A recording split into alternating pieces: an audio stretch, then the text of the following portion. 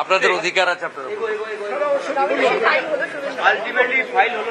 দেখুন, আমি সৌভাগ্যবান, আমাদের কেন্দ্রীয় মন্ত্রী ধর্মেন্দ্র প্রধানজি 21-এও আমাকে শুভেচ্ছা আশীর্বাদ উনি আমার থেকে বড় ভাই দিয়ে গেছিলেন। আজকেও সারাদিন আমার সঙ্গে ছিলেন নমিনেশন ফাইলে।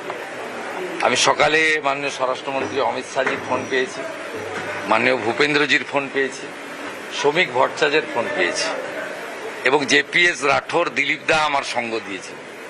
আমি আমার নেতৃত্বের প্রতি কৃতজ্ঞ যে তারা আমার উপর আস্থা, বিশ্বাস, ভরসা অটুট রেখেছেন। আমার বাকি কাজ জনগণকে সাথে নিয়ে সব জায়গায় পদ্মফুল ফোটানো, সেটা আমি করার চেষ্টা করব। ও আমার বিশ্বাস, আমি 21-এর নমিনেশনের র্যালিও দেখেছি। ধর্মেন্দ্রজি বলছিলেন যে ইসবার তো 3 গুনা হুয়া হয়, আর জোশ মানে লোক চাইছে এক্ষুনি গিয়ে ইভিএম এ টিপে দিতে, কালকে ভোটটা হবে। লোক আর এক মুহূর্ত এই অপশাসন, কুশাসন, জঙ্গল রাজ রাখতে চাইছেন না। বাকিটা বৃক্ষতমিকে হলেন পরিচয়।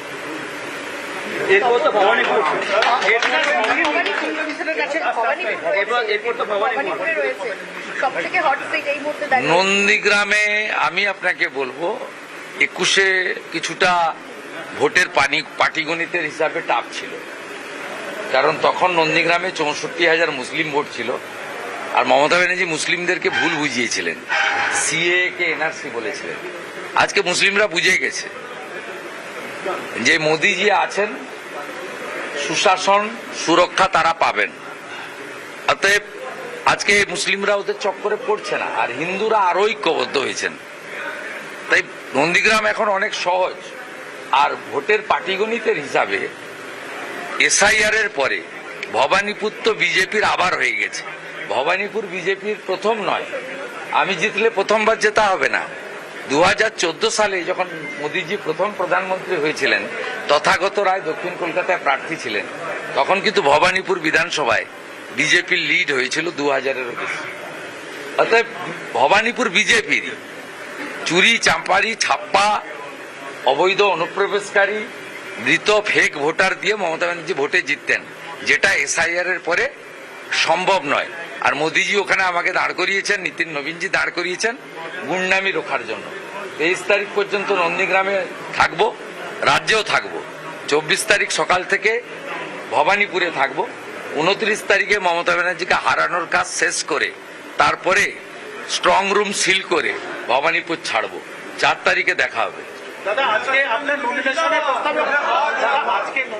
প্রস্তাবক আপনার ছিলেন শহীদ পরিবারের সদস্য, কিন্তু শহীদ পরিবারের অনেকেই এখানে উপস্থিত ছিলেন। দেখুন, আমার প্রস্তাবক হিসেবে আমাদের নিশিবাবু সহধর্মিনী দিদি এটা নিয়ে 5 বার হলেন, 9, 14, 16, 21, 26। শুধু তাই নয়, আমরা ভগবান বলে মানি যারা তফসিলি জাতি। আমার নমিনেশনের সেটে প্রত্যেকবার একজন তফসিলি জাতি থাকে। এবারেও আমাদের নন্দীগ্রাম 1-এর কৃষি কর্মাধ্যক্ষ সাহেব দাস আছে। তো আমি কৃতজ্ঞ শিডিউল কাস্টদের কাছে।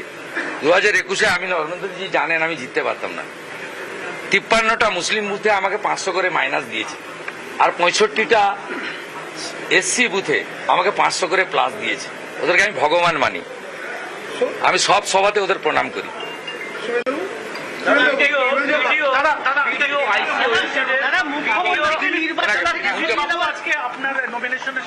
আরে বিজেপি ব্যক্তি নয়, বিজেপির মানেই পশ্চিমবাংলার রিপোর্টাররা জানে না।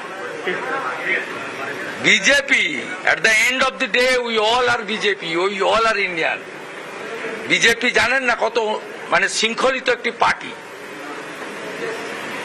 যা নির্দেশ দিবে দিলীপ বাবু যেমন পালন করবেন, শুভেন্দু অধিকারী তাই পালন করবেন। এটা জানেন না। বিজেপি সম্পর্কে একটু আপনাদের জানতে হবে, পড়াশোনা করতে হবে। নিজের প্রচার শেষ করে হলদিয়া এলেন, আপনার সঙ্গে কথা বলতে দেখলাম, খুব খোঁজ মেজাজে। দিলীপ বাবু কি বললেন আপনার সঙ্গে? মিশন একটাই, মমতা হাটাও, বাংলা বাঁচাও। কোনো দুটো মিশন নেই। মোদিজির হাতে বাংলা তুলে দিতে হবে। ডক্টর শ্যামাপ্রসাদ মুখার্জি বাঙালি হিন্দু হোমল্যান্ড দিয়ে গেছিলেন, মমতা ব্যানার্জি জামাতিকরণ করছেন। বাংলাকে বাঁচাতে হবে। চাকরি, শিল্প, কৃষকের সম্মান, সর্বোপরি ধর্ষক মুক্ত বাংলা।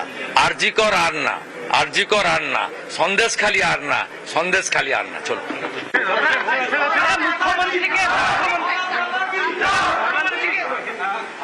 অধিকারী নন্দীগ্রামের প্রার্থী হিসাবে মনোনয়ন জমা দিলেন শুভেন্দু। হলদিয়ায় সভা শেষে মিছিল করে মনোনয়ন জমা। শুভেন্দুর মনোনয়নে কেন্দ্রীয় মন্ত্রী ধর্মেন্দ্র প্রধান, শুভেন্দুর মনোনয়নে দিলীপ ঘোষ সহ অন্য নেতারাও ছিলেন। হলদিয়া এসডিও অফিসে মনোনয়ন জমা দিলেন শুভেন্দু অধিকারী।